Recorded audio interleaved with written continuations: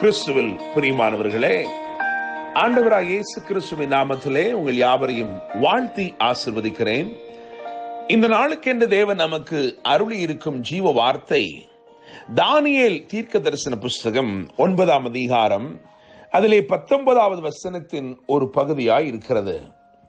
ஆண்டவரை கவனியும், என் தேவனே உம்முடைய நிமித்தமாக அதை தாமதியாமல் செய்யும். உம்முடைய நகரத்துக்கும் உம்முடைய ஜனத்திற்கும் உம்முடைய நாமம் தரிக்கப்பட்டிருக்கிறதே என்றேன். என கேட்கிற தேவனுடைய பிள்ளைகளே, தானியேல் ஏறெடுத்த ஒரு விண்ணப்பத்தில் இருந்து கர்த்தர் இன்றைக்கு நமக்கு வாக்கு பண்ணி இருக்கிறார். எனவே நான் நம்புகிறேன், விசுவாசிக்கிறேன், உங்களுடைய ஜெபம் எதுவாயிருந்தாலும், உங்களுடைய மன்றாட்டு எதுவாக இருந்தாலும், அந்த மன்றாட்டுக்கு இன்றைக்கு தேவன் நிச்சயமான பதிலை அளிக்கிறார். நிச்சயமாய் தேவன் உங்களை சந்திக்கும் ஒரு நாளாக இந்த நாள் இருக்கிறது.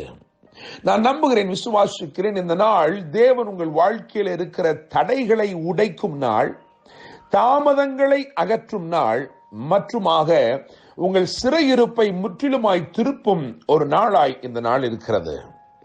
தானியேல் தனக்கு சொந்தமில்லாத தேசத்திலே தேவனால் மேன்மையாய் உயர்த்தப்பட்டு அவன் வாழ்ந்த போதிலும் அவனுடைய இருதயம் எல்லாம் எருசலேமுக்காக இயங்கினது, மன்றாடி கொண்டிருந்தது. முற்றிலுமாய் இடிபாடுகளில் கிடந்த எருசலேம் அது திரும்பமாய் கட்டப்படும்படிக்கு, அது ஒரு புதிய மகிமை தரித்துக் கொள்ளும்படிக்கு தானியேல் தினமும் 3 முறை தன்னுடைய அறையின் பலகணிகளை திறந்து, அதாவது ஜன்னல்களை திறந்து, எருசலேமுக்கு நேராக தன் கண்களை ஏறெடுத்து அவன் ஜெபம் செய்து கொண்டிருந்தான். சாலமோன் இப்படியாய் ஜெபித்திருந்தான், ஆண்டவரே, சிறையிருப்பின் தேசத்தில் இருக்கிறவர்கள் எருசலேமுக்கு நேராக உம்முடைய முகத்தை நோக்கி பார்க்க திரும்புகையில் நீர் கிருபையாய் இறங்கி அவருடைய பாவங்களை எல்லாம் மன்னித்து அவருடைய சிறையிருப்பின் தேசத்திலிருந்து அவர்களை விடுவிப்பீராக என்று சொல்லி அவன் தன்னுடைய ஜெபத்திலே ஏறெடுத்திருந்தான்.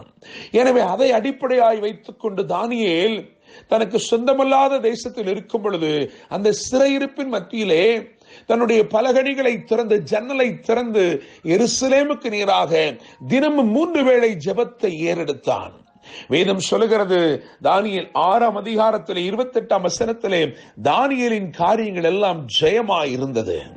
அவன் எவ்வளவு மேன்மையை சுதந்தரித்துக் கொண்டிருந்த போதிலும், அவன் எவ்வளவாய் உயர்த்தப்பட்டிருந்த போதிலும் அவனுடைய இருதயம் ஒரு விடுதலைக்காய் இயங்கினது. ஆண்டவரே, என் தேசம், என் சுய தேசம் விடுவிக்கப்பட வேண்டுமே என்று சொல்லி, அந்த தேசம் தன்னுடைய சிறையிருப்பிலிருந்து திரும்ப வேண்டும் என்று சொல்லி அவன் ஜெபிக்கிறவனாக இருந்தான்.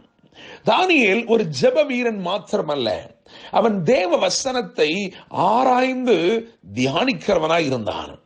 அவன் எரேமியாவின் தீர்க்க தரிசன ஆகமத்தை ஆராய்ச்சி செய்த போது அதிலே எருசலேமின் பால்கடிப்புகள் நிறைவேறி தீர 70 வருடம் செல்லும் என்று எரேமியா தீர்க்க தரிசனமாய் உரைத்திருக்கிற அந்த வார்த்தைகளை வாசித்து அந்த வருஷங்களின் தொகையை அறிந்து கொண்டான். எனவே அவனுக்கு தெரியும், இப்பொழுது இந்த வாக்குத்தத்த வார்த்தை நிறைவேறும் நாட்களுக்குள் வந்திருக்கிறோம் என்று சொல்லி. தானியேல் புஸ்தகம் 9ஆம் அதிகாரம் 2ஆம் வசனத்தை கவனித்து பார்த்தால் அங்கே எரேமியா தீர்க்கதரிசி சொன்ன அந்த 70 வருடங்கள் தொகையிடப்பட்டிருக்கிறது. எரேமியா 29:10 எரேமியா அதை சொல்லியிருக்கிறதை நாம் வேதத்திலே அறிந்து கொள்ள முடியும். எனவே ஆராய்ச்சி செய்த, வேத வசனத்தை ஆராய்ச்சி செய்த தானியேலுக்கு ஒரு காரியம் புலப்பட்டது. இந்த நாட்கள் விடுதலையின் நாட்கள். இந்த நாட்களிலே தேவன் சிறையிருப்பை மாற்றப் போகிறார். அதற்கு என்ன செய்ய வேண்டும் என்று யோசித்தவன் அவன் ஜெபிக்க ஆரம்பித்தான், மன்றாட ஆரம்பித்தான். ஆண்டவருடைய சமூகத்திலே அமர்ந்திருந்து, ஆண்டவரே எங்கள் பாவங்களை மன்னியும் என்று சொல்லி அவன் ஜெபிக்க ஆரம்பித்தான். அவன் தன்னை தாழ்த்தி தன் ஜனத்திற்காக தன்னை வருத்தி கொண்டு தேவ சமூகத்திலே ஜெபித்தான். நீங்கள் அந்த 19ஆம் வசனத்தை கவனிக்கும் பொழுது 9ஆம் அதிகாரம் 19ஆம் வசனத்திலே ஆண்டவரே கேளும், ஆண்டவரே மன்னியும், ஆண்டவரே கவனியும் என்று சொல்லி ஆண்டவருடைய முகத்திற்கு நேராக அவன் மன்றாடுகிறதை பார்க்கிறோம். அவன் சொல்லுகிற வார்த்தைகள் அழகாய் இங்கே எழுதப்பட்டிருக்கிறது. என் தேவனே, உம்முடைய நிமித்தமாக அதை தாமதியாமல் செய்யும். உம்முடைய நகரத்துக்கும் உம்முடைய ஜனத்துக்கும் உம்முடைய நாமம் தரிக்கப்பட்டிருக்கிறது என்றேன். என கேட்கிற தேவனுடைய தேவனுடைய பிள்ளைகளே, நான் நம்புகிறேன், விசுவாசிக்கிறேன், உங்கள் சிறையிருப்புகள் திரும்பும் ஒரு காலத்திலே தேவன் உங்களை கொண்டு வந்திருக்கிறார். இனி சிறையிருப்புகளுக்கு இடமில்லை, இனி தடைகளுக்கு இடமில்லை, இனி தாமதங்களுக்கு இடமில்லை. நீங்கள் அதே 9ஆம் அதிகாரம் 23ஆம் வசனத்தை கவனிக்கும் பொழுது அங்கே எழுதியிருக்கிறது, நீ வேண்டிக் கொள்ள தொடங்கின போதே கட்டளை வெளிப்பட்டது. நீ மிகவும் பிரியமானவன், ஆதலால் நீ வேண்டிக் கொள்ள தொடங்கின போதே கட்டளை வெளிப்பட்டது. என கேட்கிற தேவனுடைய பிள்ளைகளே, இந்த நாளிலும் உங்களுடைய ஜெபத்தை தேவன் கேட்டிருக்கிறார். கட்டளை வெளிப்பட்டு விட்டது. இனி சிறையிருப்புகளுக்கு இடமில்லை, இனி சிறுமையின் அனுபவங்களுக்கு இடமில்லை.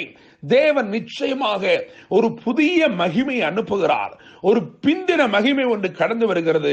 உங்கள் வாழ்க்கையிலே சத்துரு எந்த இடிபாடுகளை கொண்டு வந்திருந்தானோ அவைகளெல்லாம் திரும்பமாய் கட்டி எழுப்பி ஒரு பெரிய மகிமை வெளிப்படுத்தும் காலத்துக்குள் வந்திருக்கிறீர்கள். நான் திரும்பமாய் இந்த வசனத்தை வாசிக்கிறேன். தானியேல் 9:19. ஆண்டவரே கவனியும், என் தேவனே உம்முடைய நிமித்தமாக அதை தாமதியாமல் செய்யும். உம்முடைய நகரத்துக்கும் உம்முடைய ஜனத்திற்கும் உம்முடைய நாமம் தரிக்கப்பட்டிருக்கிறதே என்றேன். என கேட்கும் தேவனுடைய பிள்ளைகளே, கர்த்தருடைய நாமம் பழைய ஏற்பாட்டிலே தரிக்கப்பட்டது எழுதியிருக்கிறது. புதிய ஏற்பாட்டிலே நாம் அனைவரும் கிறிஸ்துவை தரித்துக் கொண்டிருக்கிறோம். நிச்சயமாய் உங்கள் சிறையிருப்புகளை இன்றைக்கு ஆண்டவர் மாற்றி உங்களுடைய வாழ்க்கையில் இருந்த போராட்டங்களை நீக்கி நிச்சயமாய் உங்களை வாழ வைப்பார், ஆசீர்வதிப்பார். ஒரு பெரிய விடுதலை உங்கள் வாழ்க்கையிலே இன்று முதல் தொடங்கி இருக்கிறது. கர்த்தர் தாமே இந்த வார்த்தைகள் மூலமாய் உங்களை ஆசீர்வதிப்பாராக. என்று அன்புடன் pastor Daniel Moses. God bless you.